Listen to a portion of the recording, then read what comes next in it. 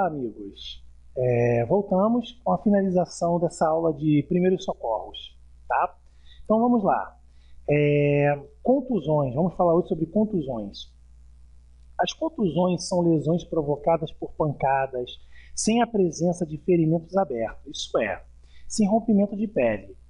Não há solução de continuidade da pele e só ocorre derramamento de sangue no tecido subcutâneo ou em camadas mais profundas.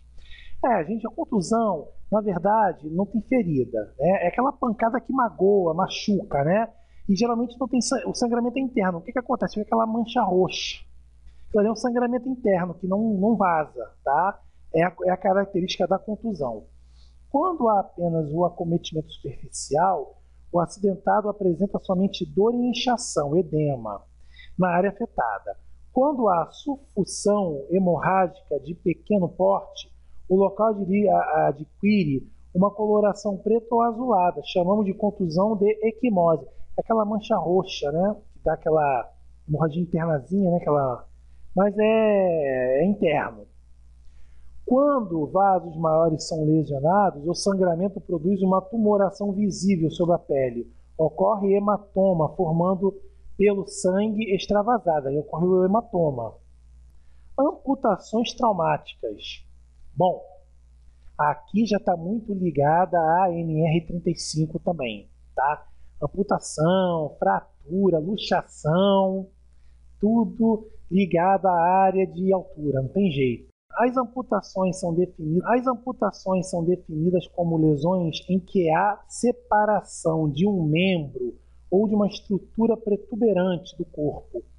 Podem ser causadas por objetos cortantes, por esmagamentos ou por forças de tração. Seu tratamento inicial deve ser rápido pela gravidade da lesão, que pode causar morte por hemorragia, e pela possibilidade de reimplante do membro amputado.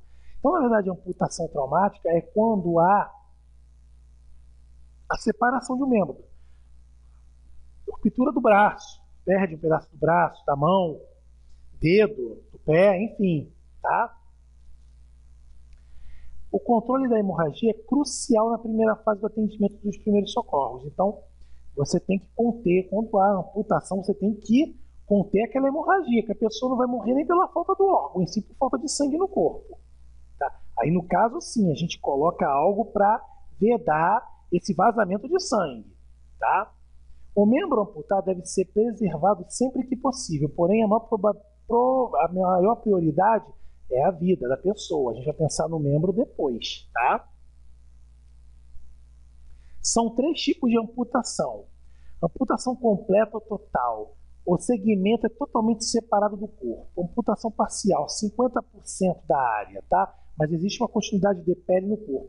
E desluvamento, quando a pele e o tecido adiposo são arrancados sem lesão do tecido subjacente, tá? O desluvamento é como se fosse somente arranca só essa parte da carne, o osso fica. É uma amputação, né? Incompleta, mas tá? Primeiros socorros, importantíssimo. Abrir vias aéreas e prestar assistência ventilatória, caso necessário. Controlar a hemorragia, tratar o estado de choque, caso esteja presente. Cuidados com sangramento, com segmento amputado. Bom, agora, os cuidados com segmento amputado, com o membro que se separou do corpo, tá? Limpeza com solução salina, sem imersão em líquido. Então você vai fazer a limpeza em solução salina, tá? Sem imersão em líquido. Não jogar dentro de um líquido, de um balde d'água, não, pelo amor de Deus. Passar uma água com sal só e pronto. Envolvê-la em gases estéril, seca ou compressa limpa. Cobrir a área ferida com compressa úmida em solução salina. A área que está ferida, perdeu o braço. Aqui o braço solto, né? A carne, tá? Tudo. Você vai passar água, solução salina, vai colocar uma compressa úmida, uma compressa, tá? Em solução salina com sal, tá? Proteger o membro amputado com 2 sacos, para botar dentro de 2 sacos plásticos e colocar o saco plástico em recipiente de isopor com gelo ou água gelada. Aí sim, não tem que colocar direto no gelo. Por quê? Porque você pode queimar a extremidade e não vai ter como recolocar depois, porque você queimou o contato. Então, primeiro passo, passa uma água com sal, depois coloca uma gaze com sal, bota no saco plástico, veda bem e coloca numa caixa de isopor com muito gelo. Pronto, é isso, tá? Lesão por objetos perfurantes, a pele e tecidos mais profundos ficam parcialmente exteriorizados. Proceder da seguinte forma: expor a lesão, nunca remover objetos encravados. Mas como assim, Douglas? Vai deixar a pessoa lá sentindo dor? Você tem que fazer o serviço médico. Tá? Por quê? Ao você, por exemplo, a pessoa estava com a furadeira entrou no braço da pessoa. Tá? A broca. Atravessou. Tá? E ficou lá. Se você puxar, é hemorragia, meu amigo. Na certa. Deixa, tá? Procura passar uma água, limpar, para não dar inflamação. O serviço médico vai responsabilizar por isso. Tá? Nunca invente aquilo que você... Olha só, existe risco significativo de você precipitar hemorragia devido ao destampamento de vasos sanguíneos. Aí, falei? Estabilizar o objeto com curativo apropriado. Não tentar partir ou nunca tentar cortar, ainda mais que é ferro, a pessoa vai sentir dor, pelo amor de Deus, tá? E tá o objeto, exceto nos casos em que isso seja essencial para possibilitar o transporte. Bom, vamos dizer que, por Deus o livre, na pior das hipóteses, a pessoa foi atingida com, caramba, um estilhaço de ferro de 3 metros, atravessou o braço da pessoa. A pessoa não tem como atravessar lugar nenhum com aquilo. Aí, infelizmente, vamos ter que fazer algo para diminuir aquilo e cortar. Mas caso contrário, não, ok? Retirar o objeto, nem pensar. Vamos falar de queimaduras. Outro clássico também que se envolve na NR35, tá? Por quê? Porque você pode estar trabalhando num cabo de energia elétrica, né, e ter uma explosão. Você pode estar fazendo um reparo de um casco de um navio, né, a 4 metros de altura, fazendo uma soldagem, fazendo, né, serviço de soldagem e ter uma explosão na solda. Então ninguém está livre, tá? Queimaduras são lesões provocadas pela temperatura, geralmente calor, que podem atingir graves proporções de perigo à vida ou para a integridade da pessoa, dependendo de sua localização, extensão ou grau de profundidade. O efeito inicial e local comum em todas as queimaduras é a desnaturação das proteínas, com consequente lesão ou morte celular. Por esse motivo, elas têm o potencial de desconfigurar, causar incapacitações temporárias ou permanentes, ou mesmo a morte. Primeiros socorros a queimaduras térmicas. Esse tipo de queimaduras são causadas pela condução de calor através de líquidos, sólidos, gases quentes e de calor de chamas. Então, queimadura térmica, como eu expliquei, tá? A explosão, vamos dizer, explosão de um poste energizado, explodiu. Né? A explosão de uma solda, de um equipamento de solda, tá? Então, tudo isso envolve queimaduras. Pode ser extremamente dolorosa nos casos de queimaduras de 2º grau, profundas, ou de 3º grau, porque a profunda lesão tenha sido destruído terminais nervosos da pele e a dor aguda é substituída por insensibilidade.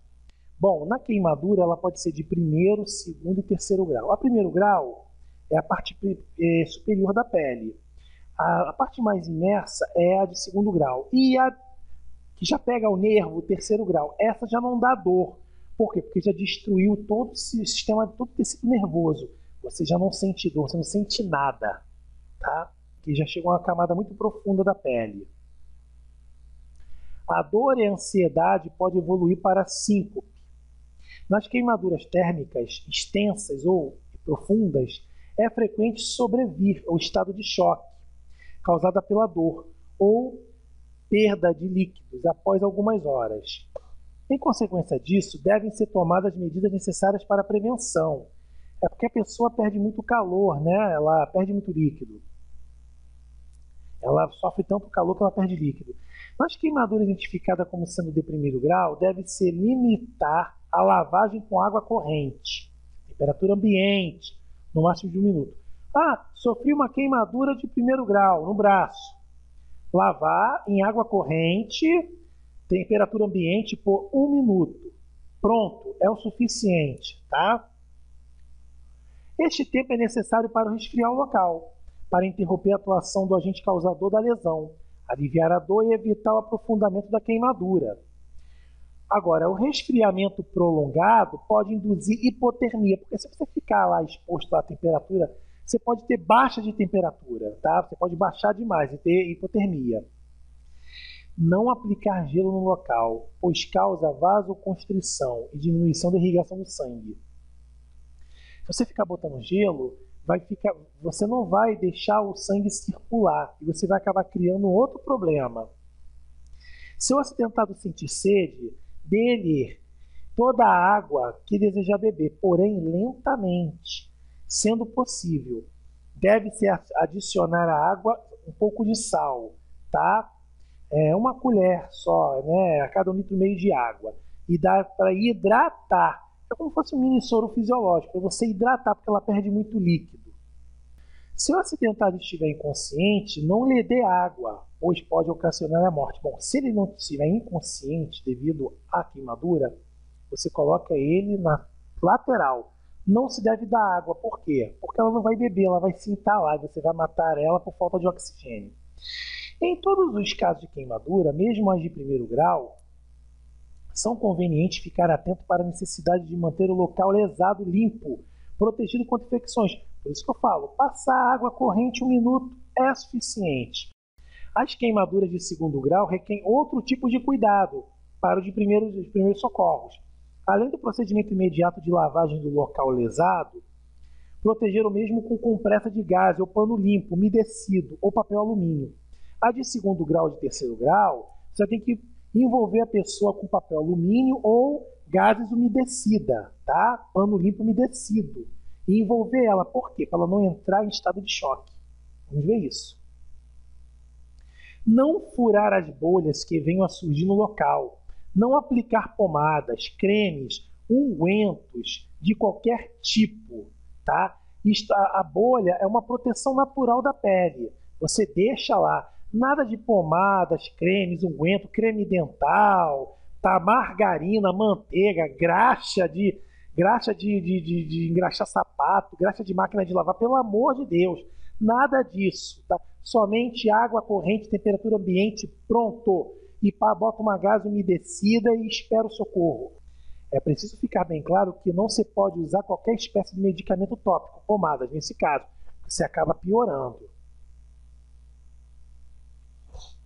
Para prevenir o estado de choque, o acidentado deverá ser protegido com cobertor similar, que é o que eu falei, tá? Colocando em local confortável, com as pernas elevadas cerca de 30 centímetros. Para quê? Para ter irrigação de sangue no cérebro. E procurar, né, aquecer esse corpo para não entrar em estado de choque. Tranquilizar o acidentado devido à existência de dor e sofrimento, já que a administração de drogas analgésicas é restrita somente ao médico fazer. Então não tem muito o que fazer não, tá? É manter a higienização, passar água corrente, pronto. Nada deve ser dado à vítima com medicamento. Remover joias e vestes do acidentado para evitar constrição com desenvolvimento de edema. Sim, devemos tirar algumas roupas para não ficar colado, né? Que é o sofrimento pior. Não retirar roupas ou parte da roupa que tenham grudado. Se grudou, não tira. Por quê? Porque o que isso vai acontecer? Na hora de você puxar, você pode provocar uma hemorragia. Entendeu? E aí você acaba piorando o que já está ruim. Tá? Não retirar as roupas ou partes que tenham grudado no corpo acidentado. Não retirar corpos estranhos que tenham ficado na queimadura após a lavagem inicial. Muito bem. O atendimento de primeiros socorros para queimaduras de terceiro grau também consiste em lavagem do local lesado e na proteção da lesão. Se possível, proteger a vítima com papel alumínio. O papel alumínio separa efetivamente a lesão do meio externo, ela não deixa grudar, diminui a perda de calor, é moldável, não adere e protege a queimadura contra poluição, infecções e micro-organismos e mantém a temperatura da pessoa um pouco mais. Todas as providências tomadas para a prevenção do estado de choque, a administração de líquidos e cuidados gerais com a vítima são as mesmas aplicadas nas queimaduras de segundo grau. As queimas de terceiro grau têm a mesma gravidade que queimaduras de segundo grau, porém mais profundas. Ela já não sente tanta dor porque já destruiu todo o sistema nervoso. A parte nervosa, né? Ela não sente dor. O acidentado de queimadura térmica na face, cujo acidente ocorreu em ambiente fechado, deve ficar em observação para verificação de sinais de lesão no trato respiratório. Os sintomas e sinais muitas vezes podem aparecer algumas horas depois da ocorrência em representar a oclusão dos brônquios e edema pulmonar. Pode haver expectoração fuliginosa com fragmentos de tecido. Sim, pode. Ela pode ter expectoração de fuligem, de cinza, enfim. Se ela ficou num lugar confinado e aspirou aquilo, não vai ter como. É absolutamente contraindicada a aplicação sobre a queimadura de qualquer substância que não seja água, na temperatura ambiente ou pano úmido muito limpo. Só, mais nada. Fraturas é um dos principais acidentes que ocorrem, tá, na queda de altura. Esse aqui é o campeão. Fratura é uma interrupção na continuidade do osso. Consiste em uma emergência traumato-ortopédica que requer boa orientação de atendimento, calma e tranquilidade por parte de quem for socorrer e transporte adequado. Bom, apresenta aparência geralmente deformante devido ao grau de deformação que pode impor a região afetada. O que acontece? A amputação é a perda do tecido. A fratura é a quebra do osso, tá? Quando o osso fica quebrado, mas não amputa, não perde, só fica quebrado o osso. Pode ser exposta quando o osso sai para fora, ou pode ser interna, quando há quebra e o osso sai do lugar dentro do tecido, da carne. A fratura ocorre quando existe não solução de continuidade do osso, que eu acabei de explicar. Ocorre geralmente devido à queda, impacta um movimento violento com esforço maior que o osso possa suportar. Eu vou até contar algo assim que realmente o osso não possa suportar. Numa manutenção de um tanque, tá, de armazenamento de combustível da Petrobras, uma vez, há muitos anos aconteceu isso, e para entrar nesses tanques, né, estava se usando a escada, né, uma escada é um espaço confinado que trabalha com altura, aqueles tanques ali devem ter 10 a 15 metros, e estava tendo que fazer um reparo no fundo do tanque. Só que no fundo do tanque fica aquela graxinha, aquela borra, aquela coisa, resto de combustível, aquela oleosidade, né? E aquilo é bem escorregadio. Mesmo com a bota, fica escorregadio. O certo é você subir, descer a escada, né? Do tanque. Com o quê? Com o famoso trava-quedas e o cinto de segurança. O funcionário, entendeu? Não acoplou o trava-quedas na escada e foi manual. Ele escorregou. Ele escorregou por volta assim, de 2, 3 metros, faltando chegar na base. Só que ele caiu em pé. E realmente, devido ao peso, o osso da perna, da coxa não suportou. Deu fratura exposta na hora. E para tirar o amiguinho ali de dentro foi complicado. Tá? Foi muito complicado. Por quê? Lugar pobre de oxigenação. A pessoa fica nervosa, né? Enfim, lugar quente. Para sair dali é complicado. Teve que usar o tripé, né, o guincho e a maca para tirar ele dali de dentro. Quer dizer, o que custava usar realmente o trava-quedas? Acoplado à escada e acoplado ao cinto de segurança, né, de paraquedista. Custava nada. Quer dizer, esse foi um acidente provocado por bobeira, por não querer usar EPI. E isso acontece muito. Tá? Suspeita-se de fratura ou lesão articulares quando houver dor intensa no local que aumenta ao menor movimento. A pessoa não aguenta nem mover o membro. Edema local, inchação na hora. Crepitação movimentar, som parecido com amassar-papel, você sente o osso fixando. É muito estranho. Hematoma, rompimento de vasos, com acúmulo de sangue no local, equimose, mancha de coloração azulada na pele, que aparece horas após a fratura. Paralisia, lesão dos nervos, a pessoa não move, não adianta, tá? Porque a dor é algo insuportável. Primeiros socorros. Observar o estado geral do acidentado, procurando lesões mais graves, como ferimentos e hemorragia. Acalmar o acidentado, pois ele fica apreensivo e entra em pânico. Ficar atento para prevenir o choque hipovolêmico. Controlar a eventual hemorragia e cuidar de qualquer ferimento com curativo antes de proceder com a imobilização do membro afetado. Bom, essa mobilização ela é momentânea, tá? Por quê? Porque quanto mais fixa, né, fica aquela ficção do osso, mais dor ele sente. Então, imobilizar para o osso não se mover é ideal, tá? Observar se ele não vai entrar em choque hipovolêmico devido ao excesso de dor. Imobilizar o membro, tá? O mais natural possível. É importante salientar que imobilizar significa tirar os movimentos das juntas acima e abaixo da lesão. Sim, você vai ter que fazer em cima e abaixo e enrolar para ele não fazer movimentação nenhuma e não sentir dor, tá? Trabalhar com muita delicadeza e cuidado. Toda atenção é pouca. Os menores erros podem gerar sequelas irreversíveis. Usar talas, caso seja necessário. As talas irão auxiliar na sustentação do membro atingido. As talas têm que ser de tamanho suficiente para ultrapassar as articulações acima e abaixo da fratura. Claro. Para improvisar uma tala, pode-se usar qualquer material rígido ou semi-rígido, como tábua, madeira, papelão, revista enrolada, jornal. Grosso dobrado, tá? Uma vez eu quebrei realmente o dedo. Quebrei o dedo e o dedo do pé, o dedão. Só que gesso ali é complicado. O que foi feito?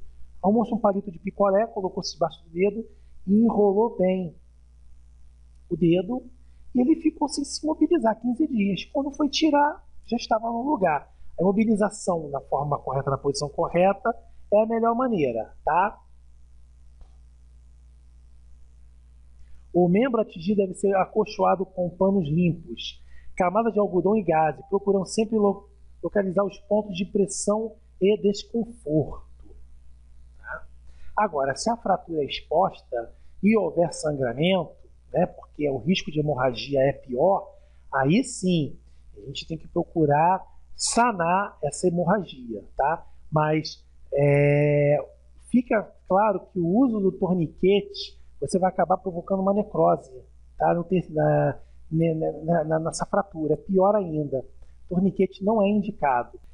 Prender as talas com ataduras ou tiras de pano. Apertá-las o suficiente para imobilizar a área, com devido cuidado para não provocar insuficiência circulatória. Eu falei, o torniquete aí não pode, porque você vai acabar perdendo o membro, tá? Fixar em pelo menos 4 pontos, acima e abaixo das articulações e acima e abaixo da fratura. Sob nenhuma justificativa deve-se tentar recolocar o osso fraturado de volta ao eixo. Se você viu o osso lá, fora do lugar, ou exposto, você não vai puxar e botar no lugar. Isso é função do ortopedista. Redução, chama-se redução. Isso não é função de colega de trabalho fazer.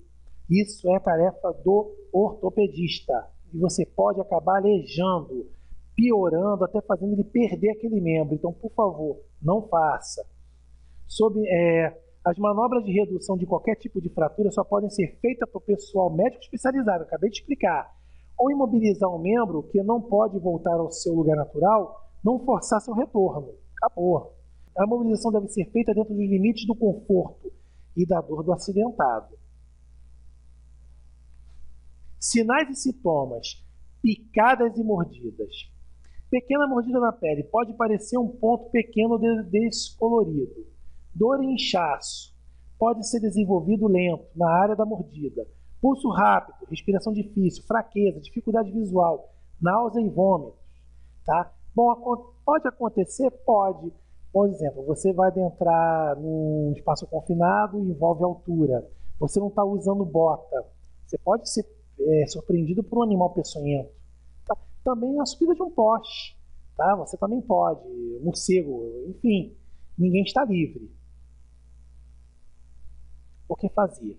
Manter a vítima calma e deitada, localizar a marca da mordedura e limpar com água e sabão, cobrir com um pano limpo, remover anéis, pulseiras e outros objetos que possam garrotear em caso de inchaço do membro afetado. Por exemplo, você tomou uma mordida de uma cobra no dedo, está com o anel, tem que tirar imediatamente, porque aquilo ali vai necrosar, vai inchar, você vai acabar amputando aquele membro, tá? Evitar que a vítima se movimente para não favorecer a absorção do veneno. Agora, pelo amor de Deus, ele foi picado com uma cobra na perna, faz o torniquete e amarra, dá um nó na perna, pelo amor de Deus, gente. Por favor, você vai acabar fazendo uma necrose e vai perder o membro, tá?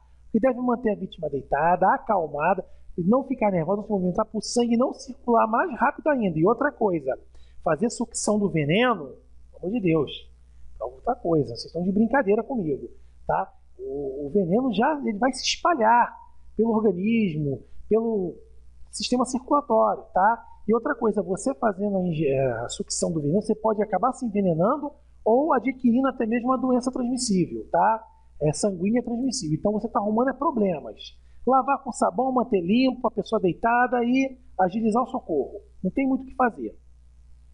Tentar manter a área afetada no mesmo nível do coração, ou seja, abaixo dele. Tá? Então, se a pessoa foi picada na perna, manter a pessoa deitada com a perna para baixo. Para quê? Para ter dificuldade do sangue do veneno espalhar mais rápido. Levar a vítima imediatamente ao serviço de saúde mais próximo para receber o soro antiofídico. Se é possível, levar o animal para que seja identificado, para a vítima receber o soro específico também. O que não deve fazer? Fazer torniquete. Isso impede a circulação do sangue e pode causar gangrena ou necrose. Não cortar o lugar da ferida para fazer sangria. Não aplicar folhas, pó de café, terra sobre a ferida, pode provocar infecção. Características. A ação do veneno pode provocar as seguintes reações: proteolítica, necrose tecidual, tá? Morte do tecido lesionado, tá? Devido à decomposição de proteínas. Um tipo de réptil que faz muito isso é a jararaca, né? Ela faz o apodrecimento daquele tecido ali e vai perdendo. Neurotóxica. A ação do sistema nervoso causada a queda palpebral, formigamento e lesão fernal. Alterações de consciência e perturbação visuais. Acontece muito no caso com incidente com cascavel. Hemolítica, destruição de hemácias no sangue, tá? Acontece muito. Essa aí já acontece mais com o escorpião. Coagulante, causa deficiência da coagulação sanguínea. Então, assim, é bom identificar que tipo de animal a pessoa, o assentado foi atacado e correr com o soro antiofídico correto, tá? Como evitar acidentes? Usar botas. Isso evita 80% dos acidentes, pois as cobras picam do joelho para baixo. Mas antes de calçá-las, verificar se não há cobra dentro, aranhas ou animais peçonhentos dentro. Tá? Proteger as mãos, não enfiar mão em tocas, pinzeiros, ocos de troncos. Usar um pedaço de madeira para verificar se não há animais. Acabar com os ratos. A maioria das cobras alimentam-se de roedores. Manter sempre limpos terrenos, quintais, plantações. Evitar atrair esses predadores. Conservar o meio ambiente. Desmatamento e queimadas, além de destruir a natureza, provocam mudança de hábitos dos animais, que se refugiam para celeiros ou mesmo dentro de casas. Também não se deve matar as cobras, pois elas contribuem para o equilíbrio ecológico. Então, meus amigos, é isso, tá? Também não adianta o que acontece de errado, de desequilíbrio, é culpa nossa mesmo pelo nosso desrespeito com tudo, certo? Estou finalizando essa aula aqui de primeiros socorros, tá? Para passar uma noção de como você reagir com o colega seu se tiver o infortúnio de ser acidentado. E na próxima aula a gente volta com resolução de exercícios de primeiros socorros. Se vê numa próxima aula, aquele abraço. Tudo de bom.